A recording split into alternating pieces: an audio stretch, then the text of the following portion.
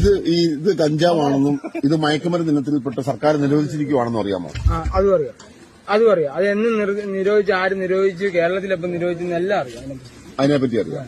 ഇത് ഈ പറയുന്ന സംഭവം മയക്കുമരുന്ന് വെച്ചിട്ട് കേരളം മുഴുവൻ ഡ്രഗ്സിന് അഡിക്റ്റ് ആയിട്ടുള്ള ഒരു കൂട്ടം ആൾക്കാരാണെന്നുള്ളതിനെ പറ്റി അറിയാമോ? അതല്ല, അതിനെ ഒരു കൂട്ടം ആൾക്കാര് എന്നെ സാറിന് ഇപ്പൊ ഒരു പഞ്ചായത്തിൽ 1000 പേരുണ്ടെങ്കിൽ അതിലൊരു 10 പേരെ കഞ്ചാവ് അടിക്കുന്നുള്ളൂ. പക്ഷെ ഈ 1900 പേരും മദ്യം അടിക്കുന്നു. അപ്പോൾ ഒരു സ്ഥലത്ത് പ്രശ്നം നടന്നു കഴിഞ്ഞാൽ ഏറ്റവും കൂടുതൽ പ്രശ്നം ഉണ്ടാക്കുന്ന മദ്യം കൊണ്ടല്ലേ. ഇവിടെ പിടിക്കുമ്പോൾ ജനങ്ങൾ പറയുന്ന ഉണ്ടാക്കുന്നതാണ് കഞ്ചാവ്. ഞാൻ ചോദിക്കട്ടെ, MDMA ഉണ്ട്, പ്രൊതലീനുണ്ട്, മോർഫിനുണ്ട്, അതുപോലെ തന്നെ LSD ഉണ്ട്. അതിന് കാശ് വേണം. അതൊക്കെ വലിയ കാശ്. അല്ല, ഞാൻ പറഞ്ഞ അങ്ങനെ കാശ് 2000 രൂപയില്ലേ? ഈ 2000 രൂപയുടെ ഡബിൾ വേണം MDMA മേടിക്കാൻ. ഞാൻ പറഞ്ഞ ഈ 2000 രൂപ നീ ഇത് വിറ്റിട്ട് കിട്ടിയ കാശ്. പക്ഷെ ഈ 2000 ഡബിൾ വേണം MDMA മേടിക്കാൻ. അപ്പൊ ആരും പോകും. ഞാൻ പോകത്തില്ല ഒരിക്കലും. എനിക്കത് എത്ര പങ്കുണ്ടെങ്കിലും ഞാൻ MDMA കാശ്. അപ്പൊ നീ ഇപ്പോഴും വിചാരിക്കുന്നതും വിശ്വസിക്കുന്നതും ഈ മയക്കുമരുന്ന് വിൽക്കുന്നത് തെറ്റല്ല എന്നാണ്? മയക്കുമരുന്ന് എല്ലാം തെറ്റാണ്.